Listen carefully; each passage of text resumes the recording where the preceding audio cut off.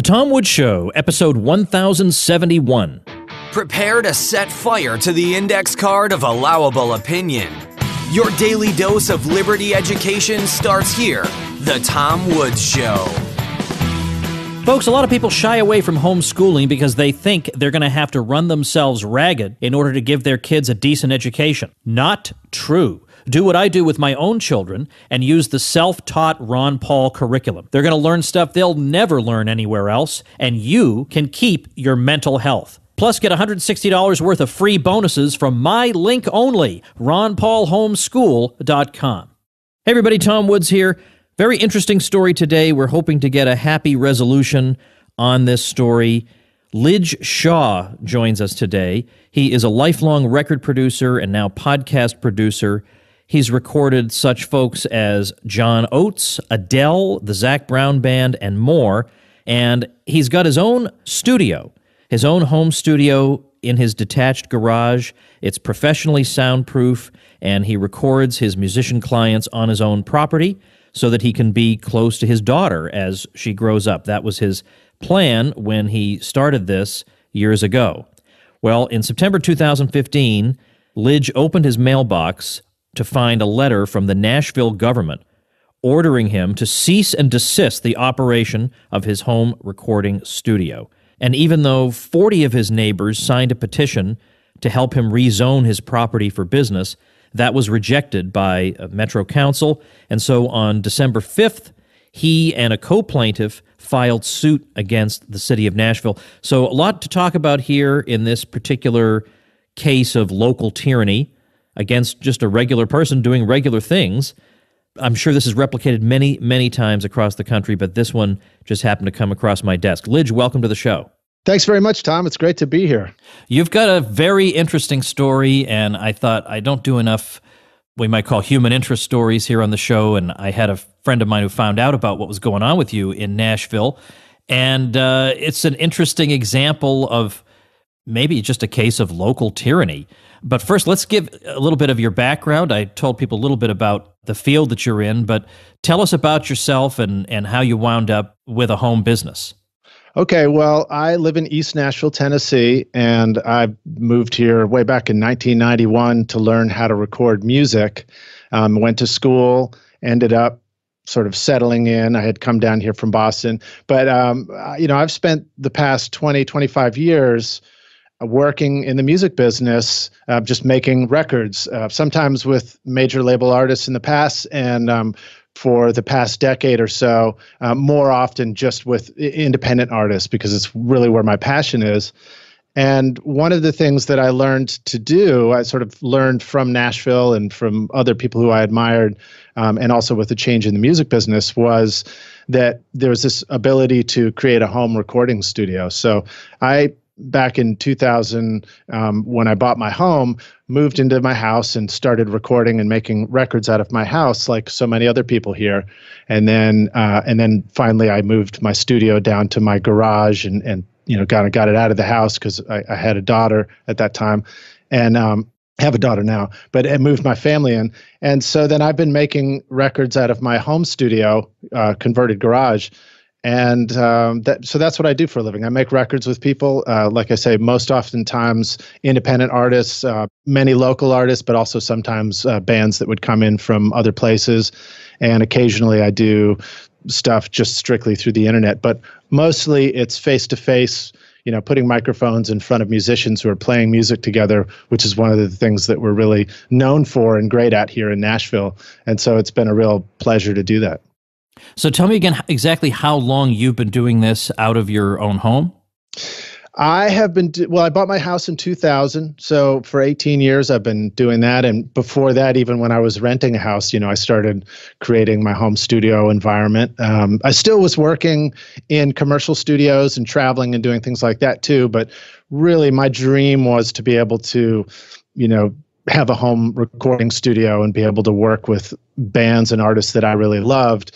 Like I said, particularly independent artists, because that is where my heart is in music. Most of the time, I find that people are doing really creative and inspiring things, making music outside of the big commercial scene. And so that's a great fit for the home studio where it's a very affordable way to make music. So tell me what happened to you. What did the local government do? Okay, so like I said, I've been happily making records with people for years. I'm one of many, many, many people who do this here in Nashville and all around the world, actually. And in 2015, I actually received a Grammy award here at the studio for a record with Mike Ferris. "Shine for All the People" was mixed here in my studio. So it was sort of a big, proud moment for me. And literally shortly after that, within a few months of receiving the Grammy Award, I walked up to my mailbox one day and I had a cease and desist letter from the city of Nashville telling me that I was not allowed to be running a commercial business as a recording studio out of my home. And so they told me to shut down my studio, shut down. They basically just said cease and desist being the Toy Box studio, a recording studio in your residentially zoned home. And that scared the crap out of me. I couldn't sleep for a week. This is how I support my family. This is how I take care of my daughter and pay my mortgage and my bills and survive. And about a month after that, there was sort of a month to get into compliance. So I started trying to figure out what I could do. And a month after that, I got a call from the city codes inspector. And she said, are you ready to schedule an inspection? And I was like, what do you mean an inspection? I'm a home studio. I'm trying to be in compliance and do what you need me to do. What do you need an inspection for? And she said, well, we want to come down and do a walkthrough inspection and verify that you have removed all recording equipment from the premises. So I was like, I can't do that. I'm a home studio. And so then, that conversation went on, and she told me that I would have to, she basically started beating me up about my website, because on my website, I said, how much it would cost to work with me. I had a short video on the landing page that welcomed artists to come make a record with me. I had been doing a YouTube channel called Stereo Sessions, and I had been doing that for the year leading up to this, where I was producing videos for bands. I would have some local bands come in and we'd all shoot each other with, a band would perform and we'd shoot video of each other with our iPhones. And so it was just this really fun homespun thing, but I was helping to create all these videos for local artists so that they could have content to share and work on building their audience base. And she made me shut that down. She told me that I couldn't produce any more videos with these bands in my studio. It's a long story. I'm trying to kind of condense it all for you. But shortly after that, she called back and left me a message and said, okay, I spoke to my supervisor and you don't have to remove your equipment. But if we get another complaint about you recording anybody other than yourself, and that includes podcasting, she threw that in there, then we will immediately take you to court and file a warrant. All right, let's back up just a minute. There are a lot of things to say there, but including podcasting, because you would have a guest, and therefore that means another person is included. What's the logic behind including podcasting? You know what? I was so glad to be off the phone with the codes inspector. Yeah, you probably didn't even ask for an explanation. Yeah. No, I didn't want to call back. She left when she said you don't have to remove your equipment. I did what most people do, and I just tucked my tail between my legs and put my head down and hoped that I would be okay. But it was still super scary. It was like, I don't want some, as my friend put it, a jackbooted thug showing up at the door to my house to, haul me off in front of my daughter for just trying to make a living from my home and make some music. Yeah, of all the things to get hauled away for, this seems a little bit on the preposterous side. Now, you did say another complaint. Do you mean to say that you'd been receiving complaints? No, so I've never gotten a complaint from anybody about having my studio here. I have a great relationship with all my neighbors. However, the Nashville Metro Codes Department, they have a website, and on the website is a complaint form. So anybody from anywhere can anonymously file a complaint against somebody, and then that's the point at which the Codes Department will take a look at it.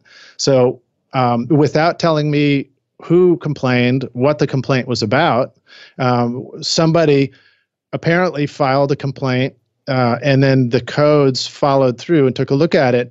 But I don't even think she came over and took a look at my home or my studio. I think she just literally went to my website, saw that I was acting as a business through my website, and started beating me up about all that stuff.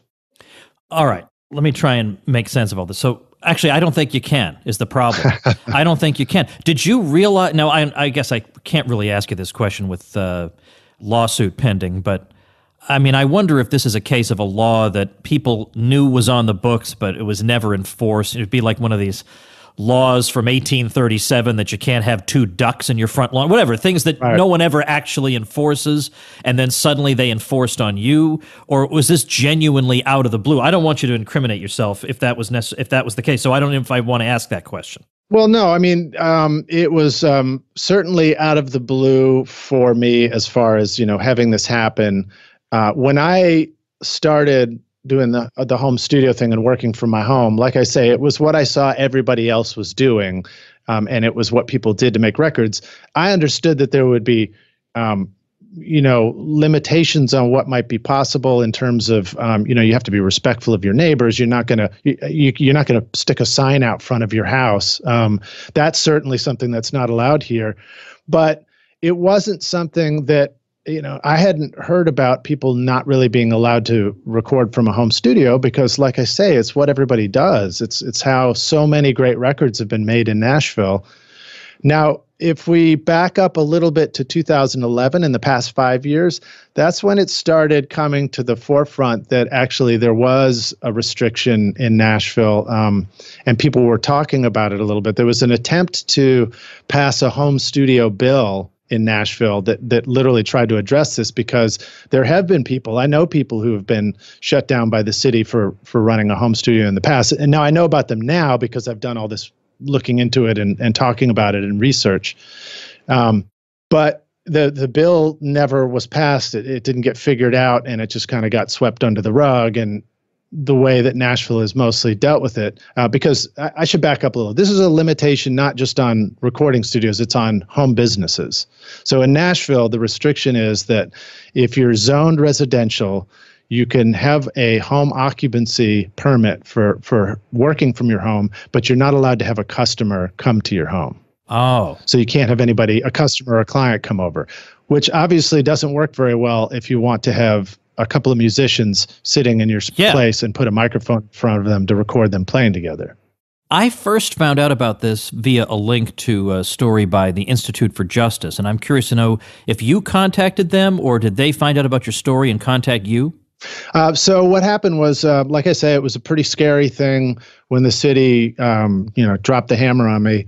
And so I started talking to friends, and then I started talking to a local lawyer, and then I got contacted by local press to do an interview about it because this is an issue that affects so many people here. And I went and I did an interview, but I did it anonymously just to kind of be safe and not stick my neck out to get chopped off by a stranger, filing anonymous complaints on web forums. And shortly after that, the Institute for Justice found me. They still were able to contact me through the newspaper. And then another great firm called the Beacon Center here in Nashville contacted me as well. And I started a dialogue with both of these pro bono public advocacy law firms that specialize in economic liberty and property rights. And we figured out, I just said, well, if you guys are great at what you do and you guys over here are great at what you do, why don't we just team up and all work on this together? And so they reached out to me, and it was just an amazing opportunity and a gift to be able to have somebody come along and say, what you're going through is exactly the kind of problem that we're hoping to help solve for people across the country, and specifically and particularly here in Nashville. And so I was able to team up with the Institute for Justice and the Beacon Center to start figuring out what to do about this issue here in Nashville. And I'll pause here for a sec, but I can tell you more about our process. Well, I would like to know as much as I can, because the lawsuit, here's my question about the lawsuit. Doesn't it seem that in a democracy, quote unquote, they can pass almost any law they want within broad constraints. So why can't they pass a law saying you can't do this, and then you wouldn't have a leg to stand on? What are they doing wrong that you could actually sue them for? Well, I'm suing in defense of my constitutional rights to be able to make a living from my home and, have a right to survive here.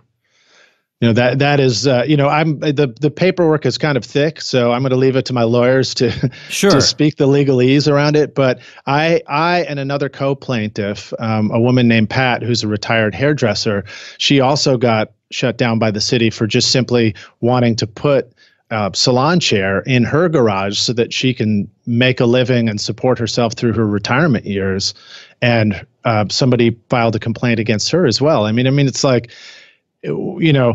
what I'm trying to do is make the world sound like a better place. What she's trying to do is make the neighborhood look like a better place. So it's a little bit hard to understand why these would be considered bad for the residential neighborhood. Right. And of course they're not. They're not. Yeah. I can understand in her case where that's coming from. Other salons who have the overhead of a full-blown location, perhaps, would, and I'm not saying necessarily that they were behind it, but I'm saying that they tend to be behind the licensing and all the different regulatory requirements, because it's not that the general public complains, wait a minute, I might be getting an unauthorized haircut. No normal person does that. It's the other firms, the established firms want to make it difficult for upstarts to get in. But in your case, I don't think major studios are worried about something in your garage. So this is just like people worried about stuff that is of no possible concern to them.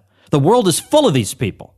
That's the thing, is when you start trying to figure out why it's a problem or who thinks of it as a problem, it's all just conjecture because it's an anonymous complaint. And in fact, when we went through the process all this past year, both Pat and I, with the help of the Institute for Justice and the Beacon Center, we went through a long process of trying to apply for rezoning using the existing channels in the metro government here to apply for something called an SP rezoning, a specific plan that allows you to, if you get that, then it allows you to be a residence, mixed-use residence and commercial only for that one purpose. For me, it would have been a mixed-use residential and commercial as a home recording studio, and have all the same limitations that a residence already has. So you can't put a sign out front, and you can't, pave a giant parking lot, and you can't, you can't disturb the neighbors or anything like that. You basically have to look and act just like a home as a considerate neighbor, which is what I do anyway. And we went through this whole process.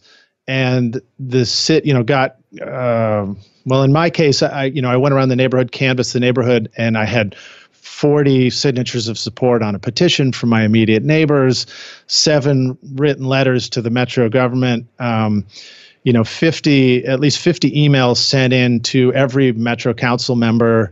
And then when we had a public hearing, I think 15 of my neighbors came out physically, at rush hour traffic and did paid parking downtown just to show support and say, we're absolutely fine with our neighbor running his home recording studio and being, living across the street or right next door to us. And so therefore, please, approve this. And the Metro Council still didn't approve it. They said, sorry, we're not going to do it. I think the vote was 14 said yes and 20 said no. So it was it wasn't really close, but it was kind of close. So it got turned down. And the point I wanted to make is that when we were going through this whole process, Pat, the co-plaintiff, she got resistance, but it wasn't from commercial salon owners. Not a single commercial salon owner, to my knowledge, ever came out and said anything against it. It was homeowners associations that showed up. They're sort of these self-organized regulating bodies that take it upon themselves to go around fighting things based on terminology. So the fact that the word commercial is used in something that allows somebody to just simply make a living and survive from their home, they take that and they say, nope, can't happen, So they, from the far reaches of the Davidson County, they don't even live in this neighborhood. Yeah, I mean, for you to get all those testimonials from all your neighbors, that you would think in a normal society it would be an open and shut case. Well, okay, the people we thought we were protecting against this guy are begging us to let him keep working. Right. So, case closed. Yeah. In fact, at one point, I thought about neighbors because so many musicians in this neighborhood, I think I had made records with 15 of my immediate neighbors over the years. Jeez, unbelievable. All right, well, listen, what I want to know is there anything that people listening right now can do for you? Do you need people to spread the word, or at this point, it's going to let the courts sort it out? Yeah, well, thank you very much. I think the best way to help right now is to like, comment, and share on anything that you see coming through social media about this issue. I have, there has been a ton of wonderful press. All the major news networks came out and local press. And so I've got a lot of links that I'm sharing. I am going to be setting up a site, so I'll mention the URL now. Just safehomestudios.com is a site that I'm putting together that will have shareable links to everything that tells the story about this. Again, my goal is to defend myself, but the real ultimate goal is to be able to change this ridiculous, fearful limitation for everybody that I know that makes up the music community, and just people who just simply want to make a living doing any kind of home business that's not only okay for the neighborhood, but probably great for the neighborhoods in this, metropolitan Nashville. So if you go to safehomestudios.com, that will be one place where you can find all this information, and you can share any of the links to the articles that are being put together. And I'll probably be putting together some compilation music there I'm working on a concept right now called the Greatest Home Studio Compilation Ever. And it will be a collection of the incredible music and records that have been made in home studios here in Nashville. Oh, that is just great. These laws sound like they were written in 1957, back when to have a studio, you had to have a big sprawling thing with a huge number of square footage. Or like today, you can do things like film editing out of your home because you just have a Mac and, and a couple of files, and you can do everything you need to do. In other words, these days, the technology is such that you can do all kinds of traditional occupations out of your home. Yeah. And they're acting like this is still the honeymooners, and Ralph goes off to drive the bus every day. It never occurs to them, or maybe it does, I don't know, maybe they don't care, but that it's now possible for all kinds of people to do all kinds of previously undreamed of things out of their homes. And now we're going to say, no, you can't do that because you have to work like it's 1957. The whole thing is ridiculous. And it's not a limitation on technology. It's a limitation on human beings. We live with the technology, we live in an age where, yes, you can use the internet. You and I are doing this, interview using a tool called Skype and being able to record it through computers. And that's pretty amazing. And the ability to, one of the things that I do is I also teach. My studio here is the Toy Box Studio. If you're curious to see it, just go to thetoyboxstudio.com. But I also teach recording, and it's one of my passions. And I have another site called recordingstudiorockstars.com where I teach people how to record. And it gives me the ability, using the technology as well, to do things like create a video to show how to do something and share that through the internet. These are wonderful tools. However, it's also causing us to become, divided as human beings, where everybody kind of insularly, if that's a word, goes into their own little, cubby with just them and a computer and a cell phone on social media. And, I don't think we want to be in a world where there's less and less face-to-face.